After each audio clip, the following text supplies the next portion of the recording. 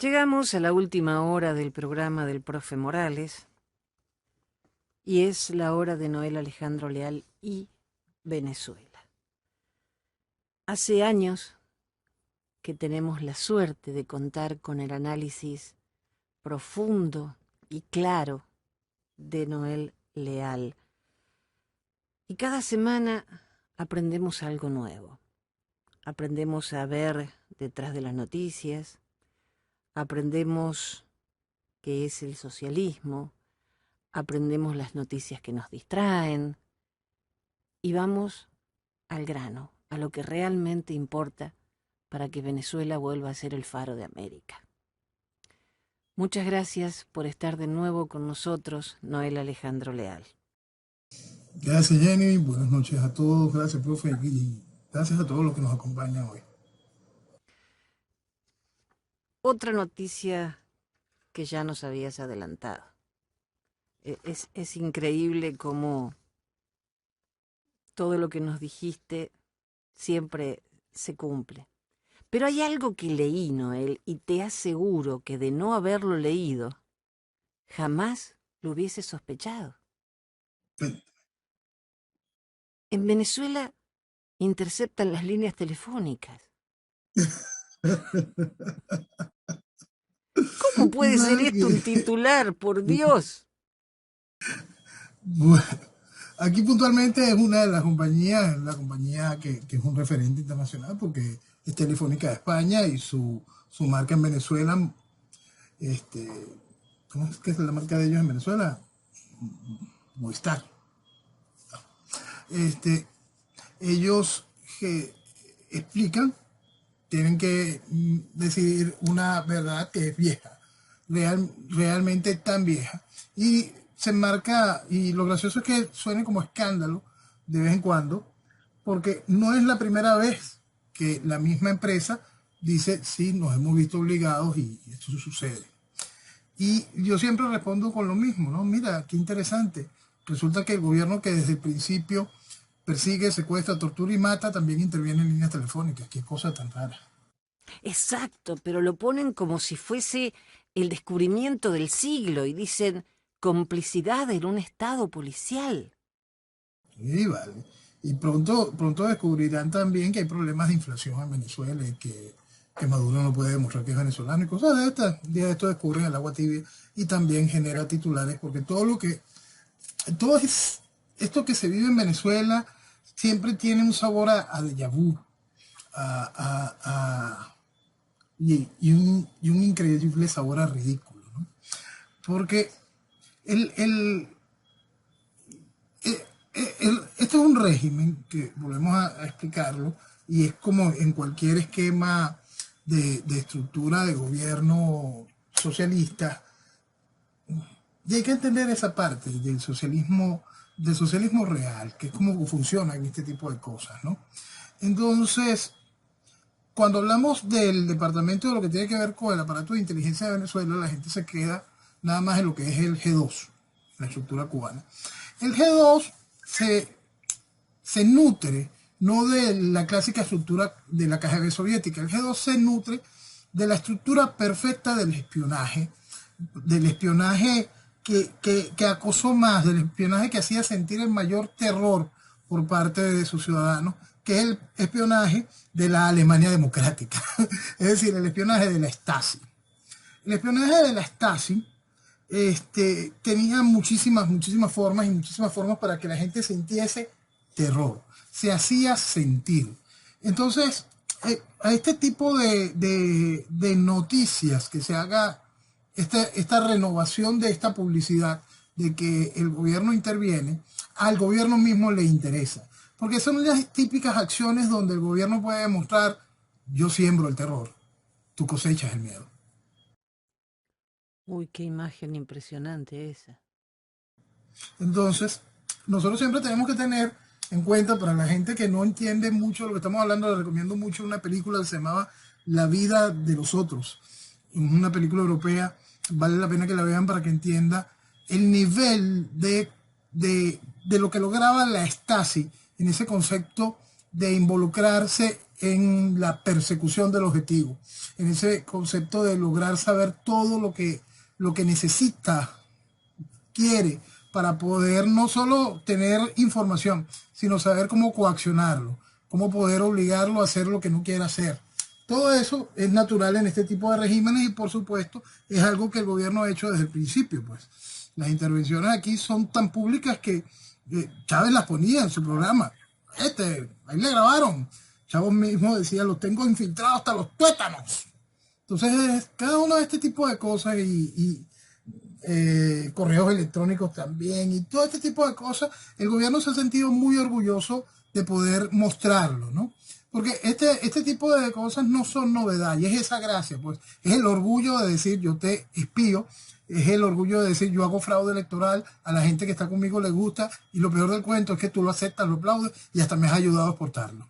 Eso es algo con lo cual el gobierno se siente realmente como se siente contento, lo nutre, y la gente cree que, recordando hoy, por enésima vez, que este gobierno pincha llamadas telefónicas, es algo que tiene algún tipo de repercusión a nivel internacional.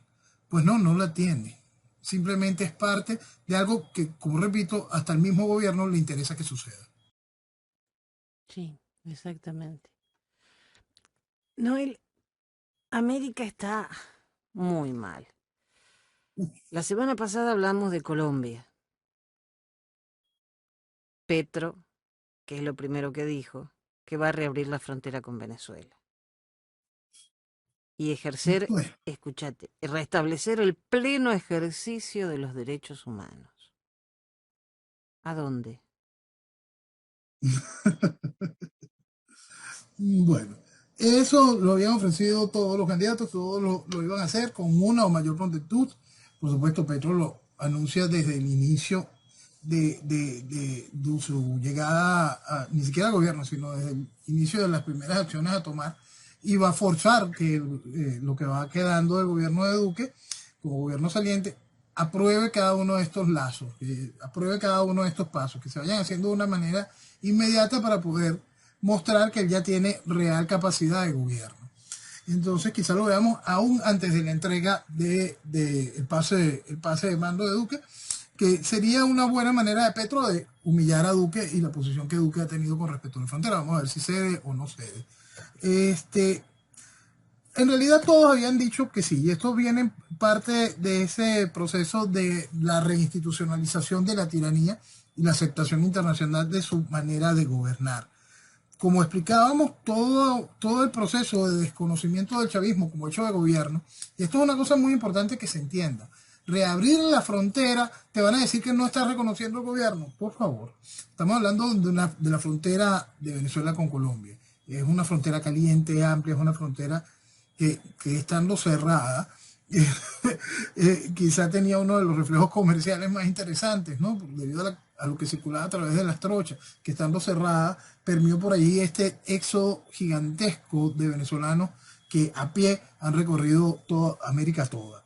Entonces, imaginemos lo que significa eso. Por supuesto que el abrirla lleva el contacto directo, no solo con el gobierno nacional, sino con los gobiernos fronterizos de Venezuela, todos adalíes el chavismo. Y cuando me refiero a todo, incluyo a Manuel Rosales, porque él ser líder opositor es quizá una de las cosas más efectivas a favor de las necesidades del gobierno.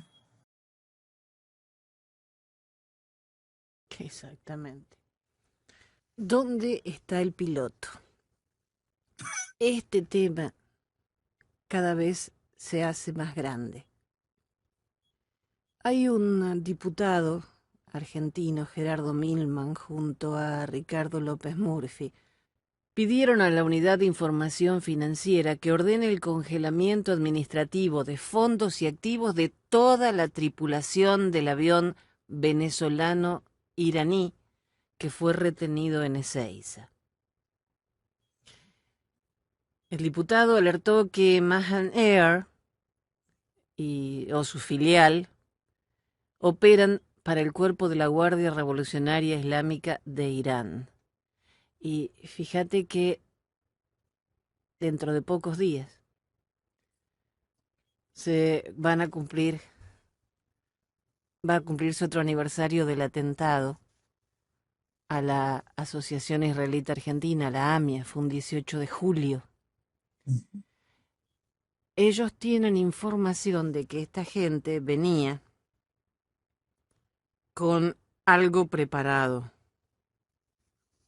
No sabían si era contra una persona o qué iban a hacer, pero ya en Argentina hubo 2 atentados, la Embajada de Israel y la AMIA. Entonces, ahora van a pedir el congelamiento de los activos para la tripulación y que el avión no se pueda ir de Argentina.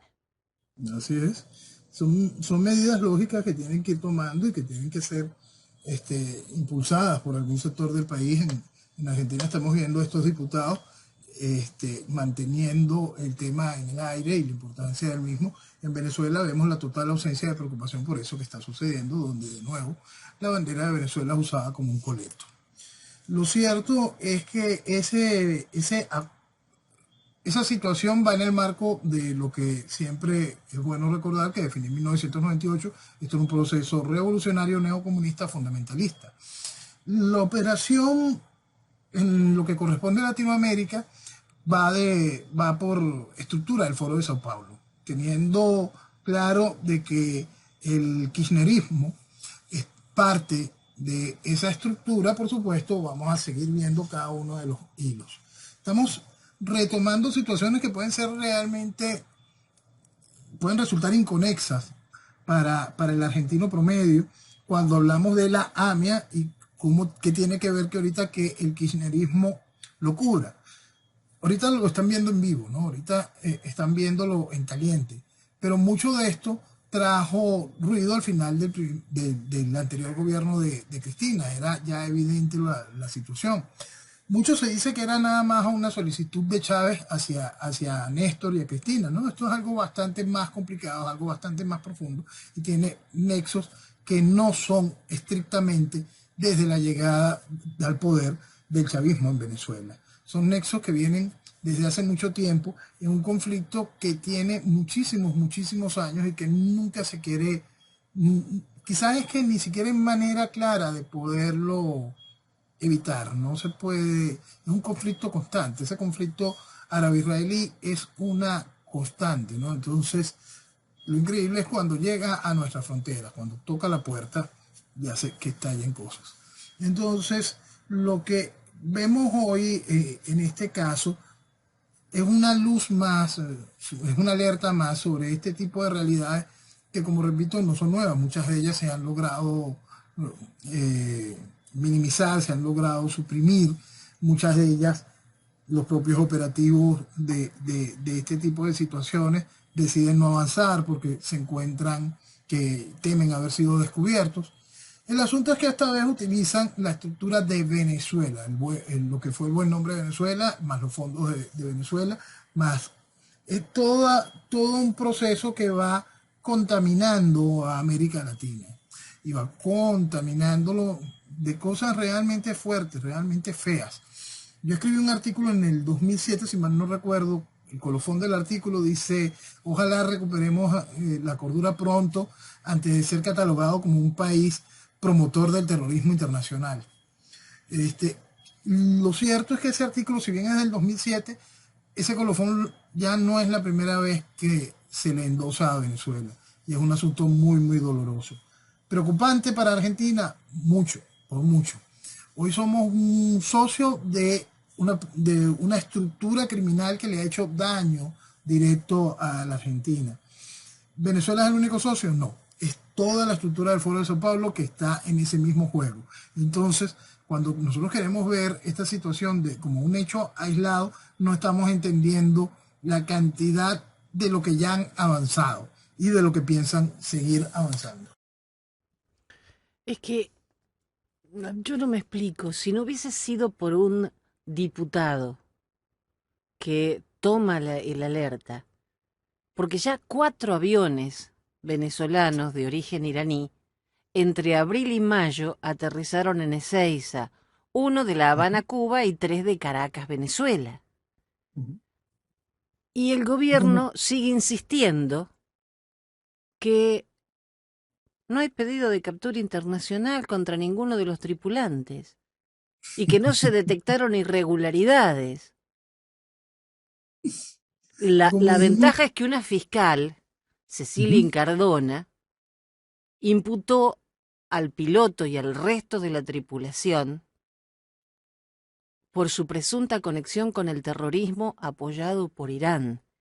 Y entonces, por más que el gobierno no quiera ver las cosas, esta fiscal se jugó y los imputó.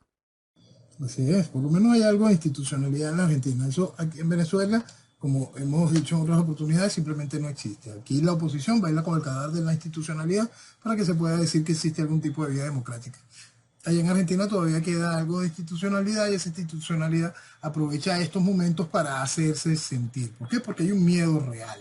¿Por qué? Porque es eso, es un miedo real. Tal como dijimos la semana pasada, hablábamos que esto era un vuelo más. Ahora cada vez sale más información de esa cantidad de vuelos. ¿Qué es lo que se preparó? ¿Hacia cuándo se avanzó? ¿Cuándo se probaron las rutas? ¿Cómo se miraron las posibilidades de extracción? Cada una de esas cosas han sido parte del trabajo previo. Esta vez se avanzó más. Esta vez estaban uno de los protagonistas del juego involucrados, ese y dónde está el piloto. Eh, esta cantidad de cosas, este asunto tan delicado que es un ente como la Guardia Revolucionaria iraní y sus conexiones, sus ansias de venganza, son cosas que ponen el asunto realmente en una situación delicada y peligrosa y es increíble ver a nuestro gobierno y en el caso de Venezuela a todo el proceso, incluyendo la oposición, haciendo silencio absoluto frente a esta increíble realidad. Venezuela, en un ranking de 15 países en la región, el ranking para los países que luchan contra la corrupción, tuvo el último lugar. Bolivia estaba antes, pero también están Guatemala, México, Paraguay, que ocupan tercero, cuarto y quinto puesto en la lista. Uh -huh. Uruguay es el que mejor está, porque en Uruguay se trabaja de otra manera. Lo que me molesta es que cuando hacen este informe de Concilio de las Américas, creo que es, dice que pese a tener este resultado, Venezuela mostró una leve mejoría gracias al rol de las comunicaciones y redes sociales. No, no es así. ¿Cómo pueden decir eso?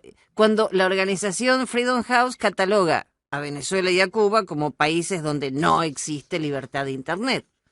Entonces que se pongan de acuerdo. Son incapaces ni siquiera de organizar bien la mentira. Es una cosa realmente vergonzosa. O sea, son malos, pero no tanto.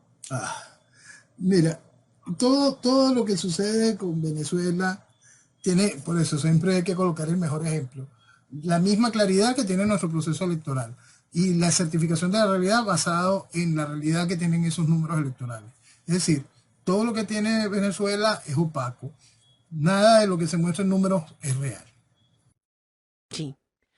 A propósito del avión, María Elvira Salazar, que era periodista, ahora integra la Cámara de Representantes, dice que no solo es preocupante para el hemisferio y para Estados Unidos, también para los grupos judíos. Advirtió que la dictadura de Maduro le abrió las puertas a Irán para que entre el terrorismo a la región. Creo que ya estaba Hezbollah, porque hay un artículo muy interesante que habla del ascenso de Hezbollah en Venezuela. Y esta mujer se pregunta, ¿qué tiene que estar haciendo un avión iraní en nuestro territorio? Eso es lo que Bueno, todos nos preguntamos. parece que todo el mundo quiere olvidar esas etapas de Chávez, ¿no? Yo quiero recordarle a todo el mundo, vamos a hablar del caso Irak. Chávez, con el bloqueo que tenía Irak, el bloqueo era específico, estaba Saddam Hussein. Chávez atraviesa la frontera, entra a Irak desde Irán, este, para encontrarse con Saddam Hussein y ponerse a dar vueltas en Bagdad con un Mercedes-Benz. En aquel momento, el que es hoy gobernador del estado Táchira, en aquel momento era alcalde del municipio Libertador, declaró desde Bagdad que Bagdad y Caracas eran ciudades hermanas. Este, sí, hasta firmaron un acuerdo de ese momento. Las puertas hacia esta construcción, a este fenómeno, la parte del fundamentalismo islámico, del proceso revolucionario, tienen mucho tiempo tejiéndose. Chávez simplemente logró hacerlas realmente evidentes, tangibles. Mientras eso estaba sucediendo, mientras el descaro era total, mientras se veía cada una de estas cosas, la línea de los vuelos directos Caracas-Damasco, después el escándalo que hubo con la cantidad de pasaportes, precisamente en la embajada de Venezuela en Damasco, que salieron con personajes que no tienen nada que ver con Venezuela, y eso generó un escándalo y la propia investigación por parte de los Estados Unidos.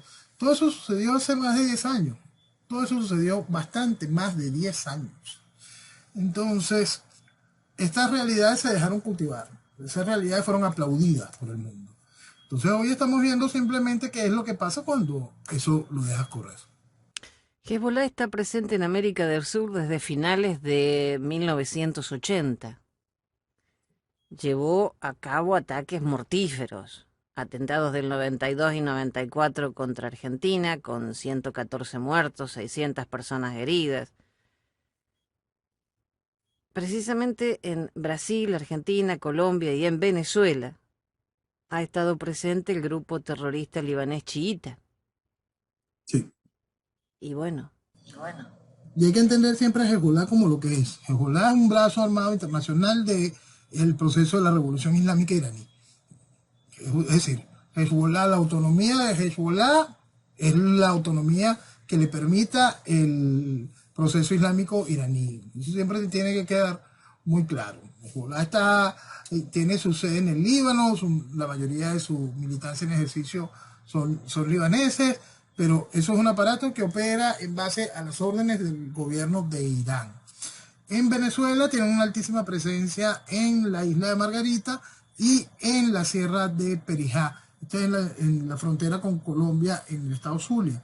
Entonces, cuando uno quiere poder explicar mucho todo este tipo de conexiones, vamos a ver que allí existe también una vida fuerte de lo que es la guerrilla colombiana en esa frontera, ¿no? Entonces, esa guerrilla que hace vida allí, que hace vida en Colombia y en Venezuela, tiene muy buenas relaciones con las estructuras de Hezbolá que se encuentran en esa frontera. Entonces, volvemos ahora. Estamos hablando en el caso de Venezuela, un país que bajo el gobierno de Chávez calificó de beligerantes y que son una fuerza que tiene que ser reconocida en Colombia, y hoy tienen como presidente a el guerrillero Gustavo Petro, que fue miembro del M-19, uno de los grupos que azotó Colombia con terrorismo durante tantos años. Es decir, es la misma conexión con estos grupos con los remanentes de los grupos que van quedando, como el ELN y la FARC. Mucha gente saca el hecho de que en el tiempo del M-19 no existía el volumen del narcotráfico, la FARC ejerciendo como tal. Debemos recordar que el M-19 tomó el Palacio de Justicia siguiendo las instrucciones de Pablo Escobar Gaviria.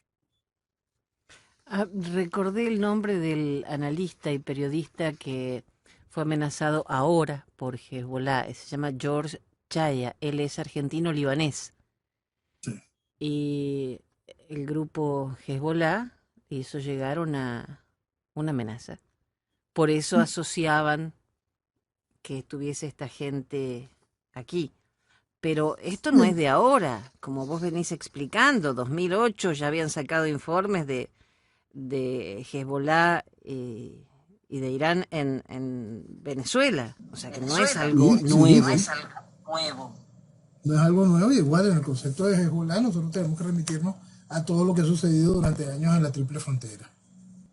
Entonces, en el asunto venezolano sí es desde la llegada del chavismo.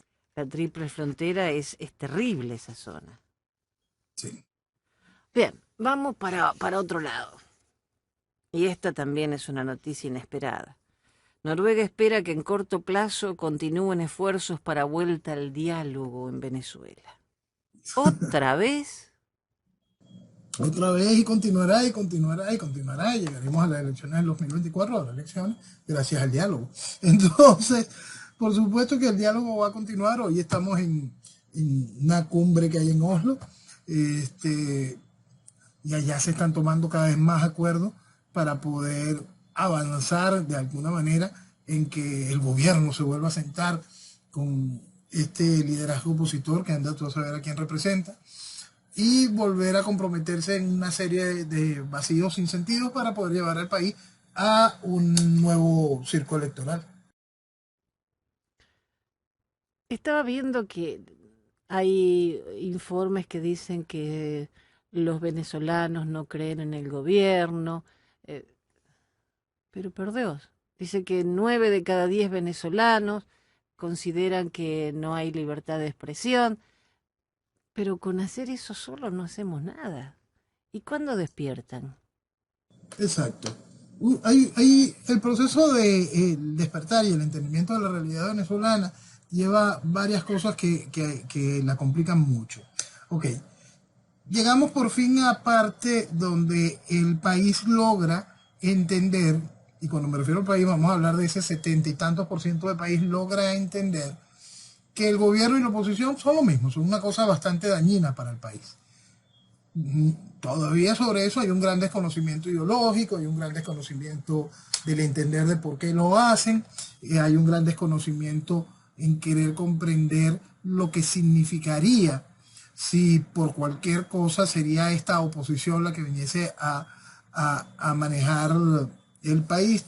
Con eso hay una gran cantidad de vacíos. La población en general no entiende lo que significa, pero sí entiende que aquello no sirve, que el gobierno de oposición simplemente no sirve. El asunto es que el país todavía no logra ni conectarse con un proceso alternativo o con un ideal alternativo debido al cierre mediático a este veto a la Venezuela que no está dentro del marco y el juego tradicional del país. Hay una Venezuela que está fuera de eso y por lo tanto está simplemente vetada. No tiene espacio en los grandes medios, no tiene espacio de cómo comunicar una idea. Para más, la idea como tal todavía no es entendida por ese 70% del país, por gran parte de ese 70% del país. Hay una cosa que es el antagonismo constante. Cuando tú te muestras como antagónico al gobierno, listo, ya te brindas aplausos y crees que puedes manejar lo que significa el mañana de un país. Vamos a poner un caso que va a hacer muchísimo ruido muy pronto, que es muy bueno para que la gente pueda entenderlo. Y quizá hoy voy a dar una visión muy particular sobre el personaje. En Paraguay, el ex arquero de la selección, Chilavert es un hombre que tiene muchos años demostrando una pasión por la política. Es un hombre que ha demostrado él de manera real vocación social, preocupación por el país. No se le puede negar el carácter de querer llevar el nombre de Paraguay en alto, para nada de eso. Y él se ha mostrado antagonista al socialismo. De una manera muy clara, él ha estado muy de frente hacia eso. Y ha mostrado más de una vez que el problema, él no quiere que Paraguay se convierta en Venezuela, tiene muy claro el asunto de lo que es Venezuela. Recordemos que en Paraguay está aquella deuda grande cuando el mismo Maduro fue a Paraguay, cuando se estaba destituyendo al cura apóstata Lugo y intentó comprar diputados paraguayos para que eso no sucediese. Eso es una herida que tiene muy claro el paraguayo promedio que está lejos de la estructura socialista. El asunto es, Chilavert tiene la capacidad para manejar un país mañana. Por ser totalmente antagónico y el discurso claro en contra de aquello, ¿tienes la capacidad para el país mañana? Eso mucho le ha pasado a Venezuela y es lo que yo siempre defino como el antichavismo. El antichavismo es el sentimiento nacional más grande que ha existido. Es gigantesco. Tanto así que hoy se ve en ese proceso, ese 70% del país, y al antichavismo, en ese concepto, entra también toda esa estructura opositora. Ese 70% del país que rechazaba al chavismo, hoy rechaza al chavismo y a esa oposición. ¿Por qué? Porque terminaron de comprender que son la misma cosa. Antes del antichavismo tenía esa división. Estaba la oposición. Pero dentro de ese proceso, de ese antichavismo, está esa oposición que ha sido constantemente funcional a la estructura de gobierno, que ha participado en el juego democrático, que tiene un comportamiento absolutamente de veleta, que todavía cree en algún tipo de salida, bien sea legislativa, constitucional, cualquier cosa de las mentiras constantes que le han dicho a la población. Y es allí donde está la desconexión de la población sobre el mañana. El asunto es, ¿qué pasa cuando ya yo logré entender que gobierno y oposición son la misma cosa y yo voy a rechazarlo? ¿Hacia dónde volteo? ¿Qué me está mostrando el país? El país no está mostrando nada. ¿Por qué? Porque simplemente no tienes acceso hacia ello. Y lo que escuchas tampoco te va a gustar, porque si lo que escuchas te ofrece responsabilidad, te ofrece trabajo, te habla de libertades y no libertad, libertad. Si lo que escuchas te dice que te genera un compromiso y una responsabilidad, eso quieres oírlo menos. Quieres oír lo que te diga, no hay ningún problema, vamos a trabajar junto con el chavismo y vamos a desarrollar un festival de mentiras. Las mentiras no van a llevar a ningún tipo de solución. Las mentiras simplemente van a generar debilidad institucional para el mañana. Y ahí vamos a otro caso que se está viviendo en Latinoamérica, que creo que es muy importante resaltar, que es lo que está sucediendo en Ecuador. Por eso es que vamos a buscar toda esa línea de qué es el antagonismo, qué es lo necesario, dónde están las realidades.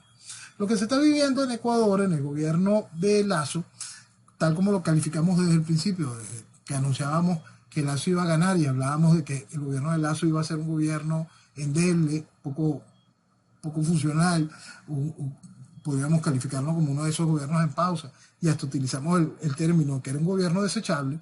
Hoy está sintiendo todos los embates del proceso revolucionario del Ecuador. Vestido de indigenismo, vestido de cualquiera una de estas cosas, simplemente es parte del proceso revolucionario. El proceso de la revolución ciudadana que encabezó Correa en Ecuador sembró un proceso de institucionalidad dentro de la institucionalidad, penetró todos los espacios de la institucionalidad. Debemos recordar que el anterior presidente del Ecuador, Lenín Moreno, Lenín fue ministro de Correa. Y en el mismo gabinete de Lasso hay personas que estuvieron vinculadas formalmente con el gobierno de Correa. Es decir, la estructura de la Revolución Ciudadana está allí y tiene compromisos comerciales, ideológicos, los mismos tres pilares que siempre colocamos con referente para poder decir de qué sostiene el proceso revolucionario venezolano. El comercial, el filial y el ideológico. Entonces todos esos compromisos están en la institucionalidad ecuatoriana y van generándole ese proceso de debilidad. En el caso de Bolivia, cuando se extrae a Evo Morales y se ve toda esa realidad, lamentablemente Yanín Áñez decidió jugar a la democracia. Hoy, hace poco, Yanín Áñez recibió una sentencia de 10 años de prisión por jugar a la democracia. Y eso es lo que hay que explicar de una manera muy clara, para poder entender que el antagonismo, puedes decir lo que tú quieras, pero estás consciente de verdad del fondo del problema para poder saber lo que vas a hacer con ese Estado mañana. Porque ese Estado está penetrado por el proceso revolucionario. Ese Estado está dañado, ese Estado está podrido, ese Estado está corrompido, ese Estado va a quedar en una posición muy frágil. Pretender jugar a la democracia como hizo Yanín, hacer democracia como lo que intenta hacer Lasso, no entender el fondo de qué es un Estado, como lo que pudiese ser el caso de Chilaver, lo que asegura son fracasos constantes en este problema. Entonces el entendimiento ideológico de la situación es lo primero que tiene que hacer lo que venga a posteriori de la extracción de los procesos revolucionarios. ¿La población en general va a entender eso? No. ¿Por qué? Principalmente porque se le ha dicho mentiras constantes y la gente no tiene noción del riesgo que está viviendo. La gente no tiene noción del estado de lo que va quedando su nación. No tiene noción de esa increíble debilidad institucional y no tiene noción de las increíbles conexiones, nexos y compromisos que tiene esa estructura que en el caso de Lasso hoy ejerce gobierno con la estructura que estaba. La estructura que en el caso venezolano es la oposición o el gobierno que está. Son estructuras que están absolutamente permeadas, imbrincadas de una manera total, lo cual no haría posible en ningún momento darle un mínimo de solidez para un gobierno que tenga que desmontar aquel aparato. Entonces, las sociedades pueden encontrar hoy referentes en contra de estos sistemas dentro del juego y el marco democrático. Simplemente no existen.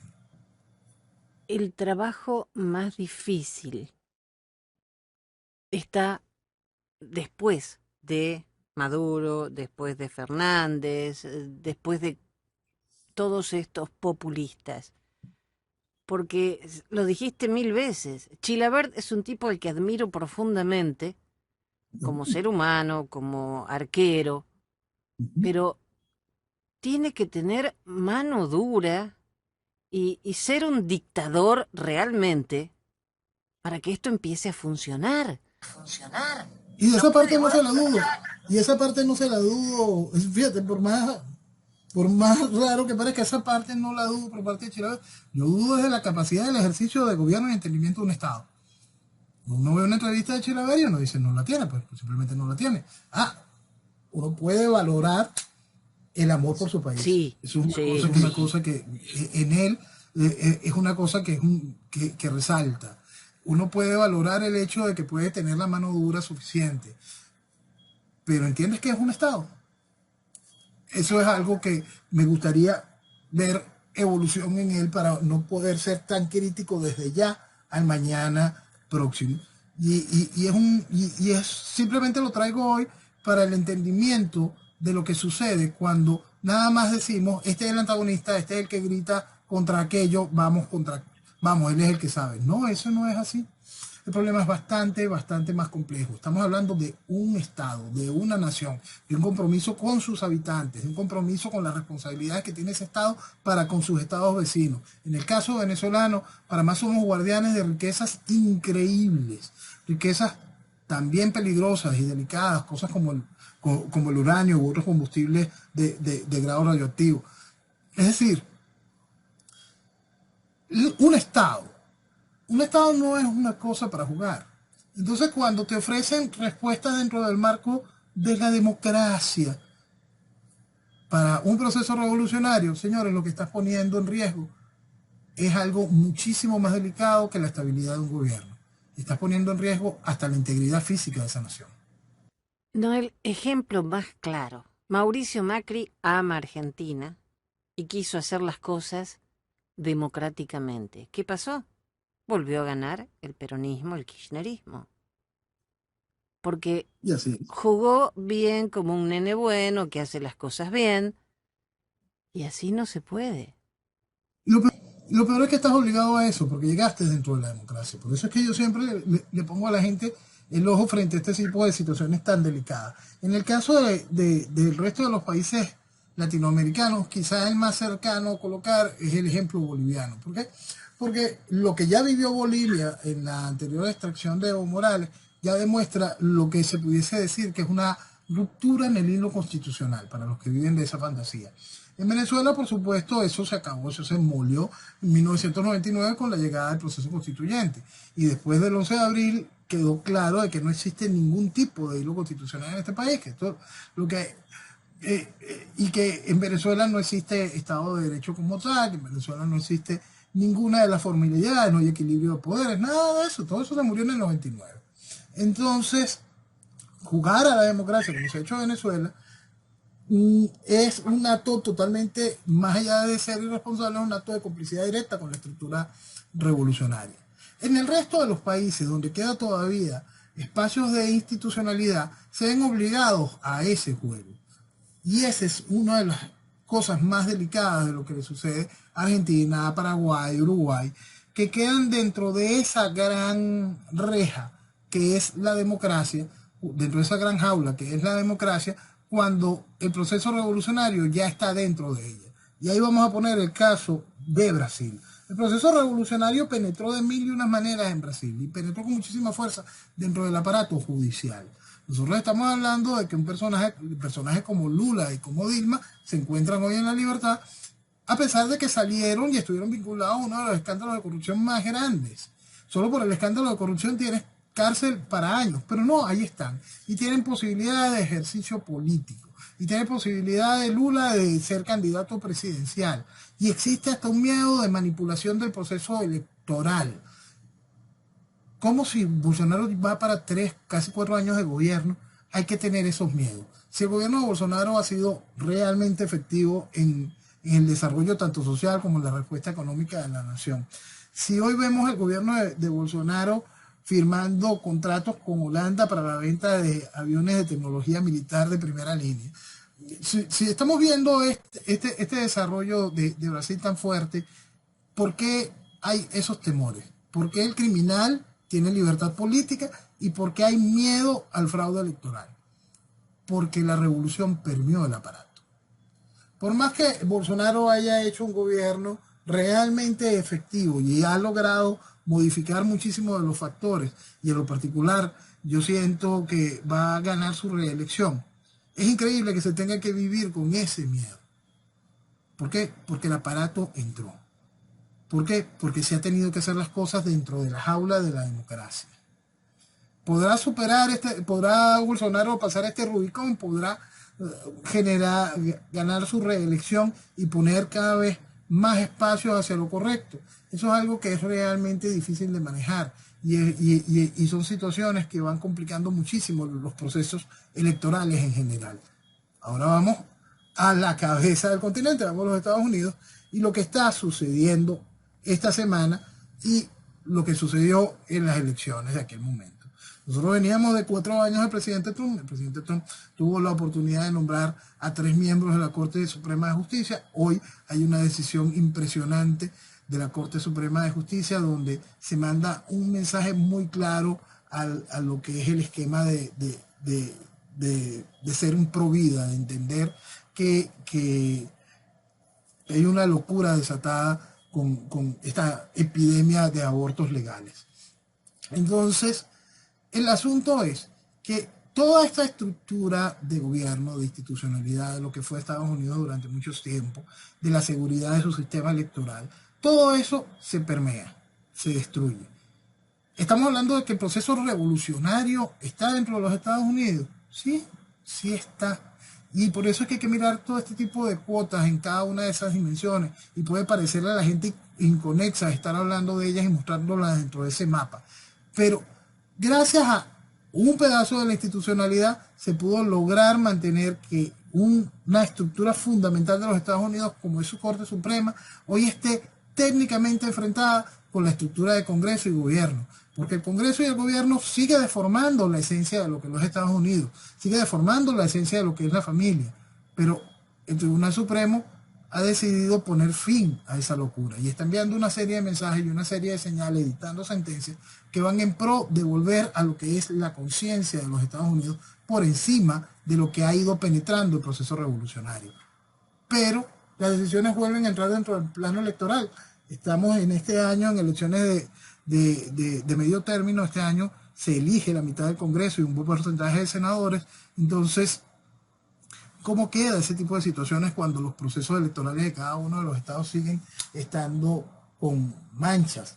Cuando no se ha evolucionado la limpieza de los mismos, cuando los procesos legislativos de cada uno de los estados han manipulado las leyes electorales de los mismos. Entonces, todo este tipo de cosas van generando una tensión adicional, una pérdida de fe en la democracia, una pérdida de fe en el mismo futuro. Y eso va estimulando deserción, un proceso de apatía y desánimo por parte de la sociedad. La situación que nosotros estamos viviendo es realmente delicada y por eso si podemos tomar una foto de todo lo que hemos hablado, si tomamos con pizza cada una de las situaciones que hemos mencionado en cada uno de estos países, en 2 monstruos gigantescos como los Estados Unidos y Brasil, en un país que ha vivido una preocupación constante desde la llegada del kirchnerismo como es Argentina, con todo lo que está sucediendo hoy en Colombia, Chile, Ecuador, Perú. Señores, todo ya lo vivió Venezuela. Noel, Esto es lo que queda. nos queda muy poco tiempo, pero ¿nos podés hablar del libreto de Sao Paulo? De Foro de Sao Paulo. No, el libreto, Vamos o sea, a comentar. seguimos un libreto, el que nos da el Foro de Sao Paulo.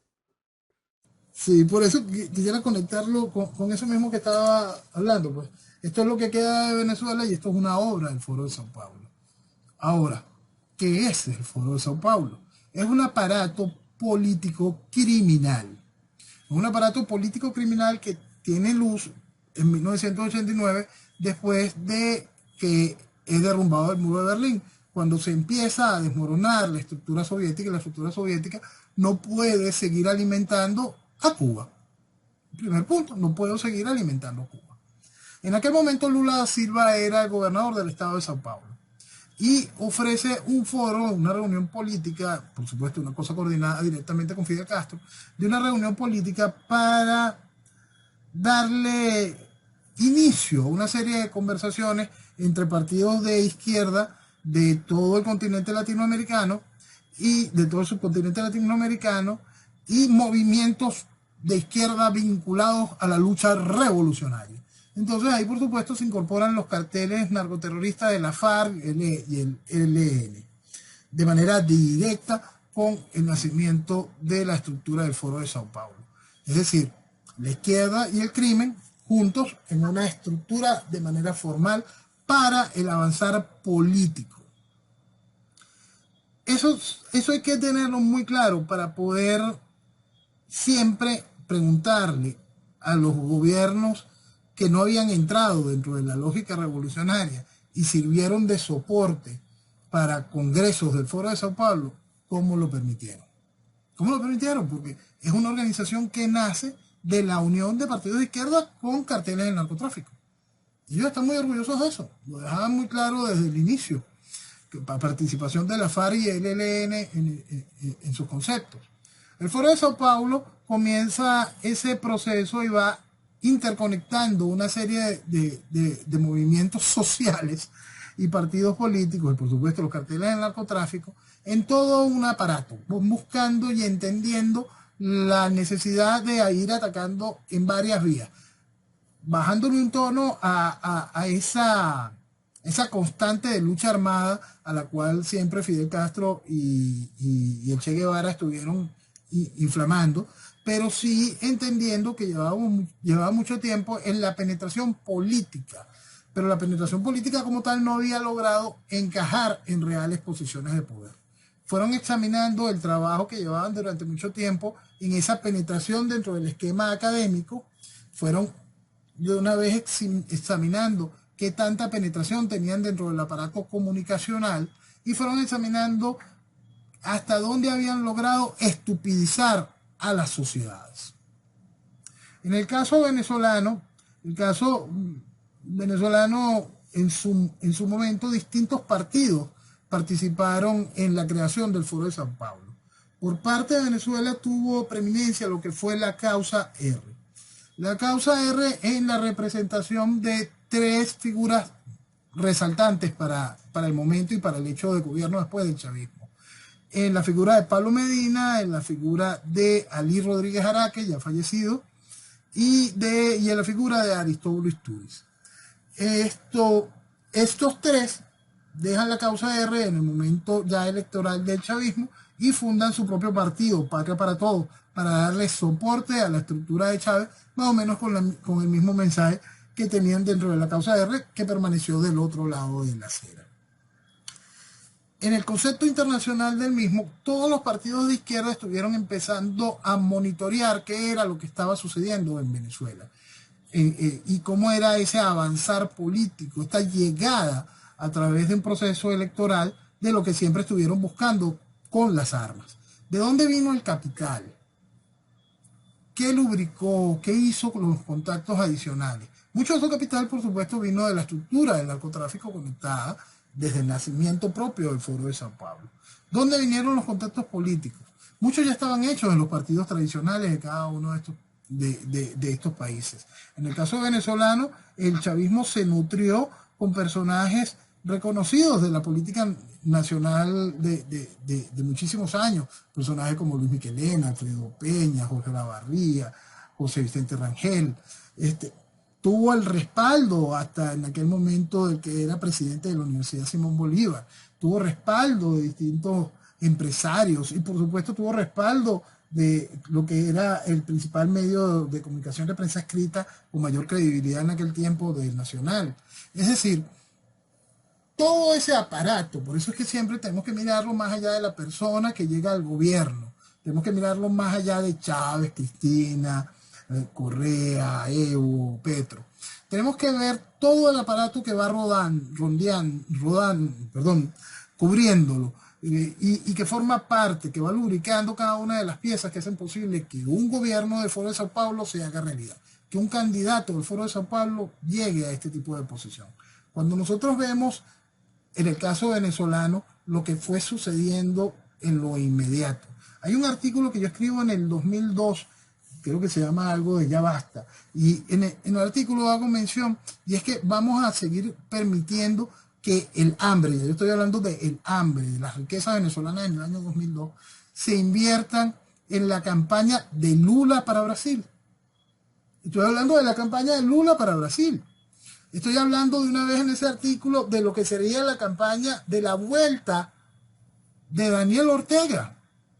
En el artículo hago mención a esos dos personajes y se ve la estructura, el hilo del Foro de Sao Paulo en aquel momento. Y eso siempre ha sido negado. Una de las cosas que ha permitido que el Foro de Sao Paulo tenga esta penetración es el negar su existencia. Porque por su existencia misma compromete a todas las estructuras naturales de nuestras naciones, a las estructuras académicas, comerciales, comunicacionales y por supuesto a las políticas. El aparato político de la izquierda penetró todo, absolutamente todos y cada uno de los espacios, haciéndolo en mayor o menor medida. Y todos y cada uno están interconectados con esa figura del Foro Sao Paulo.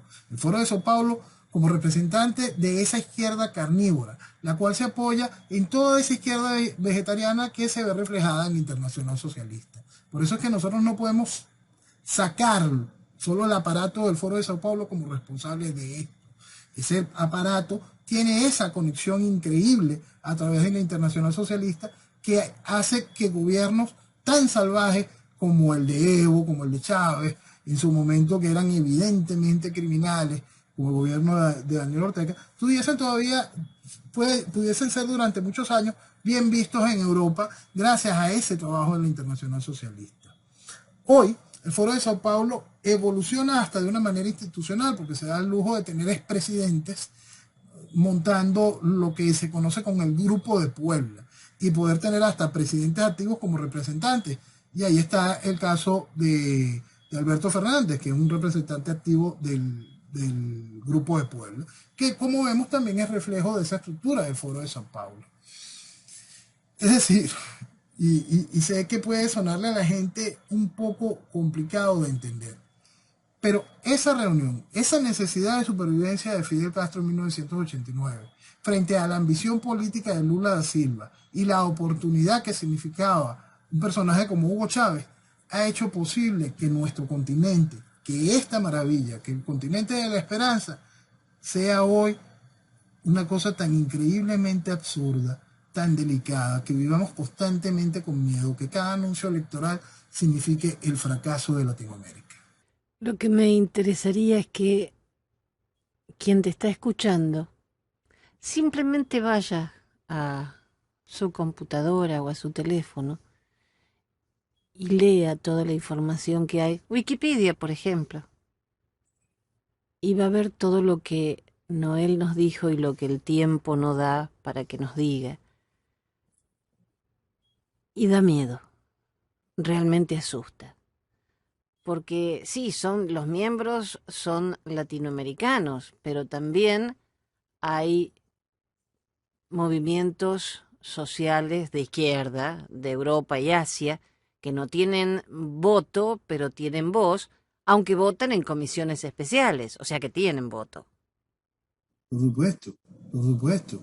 Y son cosas que hay que entender que el foro como gran cañón de distintos tipos de expresiones. Hay una expresión que yo quiero siempre colocar para que la gente tenga noción de lo que significa esto. Hace 10 años en Nepal ganó un partido que reivindicaba las banderas del Sendero Luminoso de Perú. Hay que entender el tamaño del proceso revolucionario, esa revolución que es una sola, esa estructura que toda se ve unido a través del asqueroso hilo rojo que es el socialismo. Hugo Chávez en el 98 representó la llegada al poder del primer gobierno de izquierda en décadas en América Latina y el primer gobierno de un partido miembro del Foro de Sao Paulo, que entonces era, creo, Movimiento Quinta República. Quinta República. Sí, eso hay que dejarlo claro. El primer gobierno de un partido del Foro de Sao Paulo. Decir que un gobierno de izquierda, y ahí viene el proceso político que nosotros tenemos que aprender a entender. Porque aquí se señala el gobierno de derecha, Acción Democrática, COPEI, y cada uno de estos partidos que pertenecen a la Internacional Socialista o reivindican la justicia social. Partidos que trabajan la economía a partir del keynesianismo y que simplemente cada una de sus bases para el ejercicio político dependen del desarrollo de la repartición de la riqueza y no de la generación de la misma. Eso no es otra cosa que socialismo. Es decir, antes simplemente era izquierda vegetariana y ahora la izquierda carnívora está de pláceme. Noel, nos pasamos. Pero bueno, es normal. Hablando contigo se pasa la hora, el mes, el año. Que tengas un excelente domingo. Gracias, gracias por estar siempre dispuesto a acompañarnos. Gracias a ustedes, gracias por esta oportunidad. Señores, buenos días y que viva Venezuela. Viva Venezuela.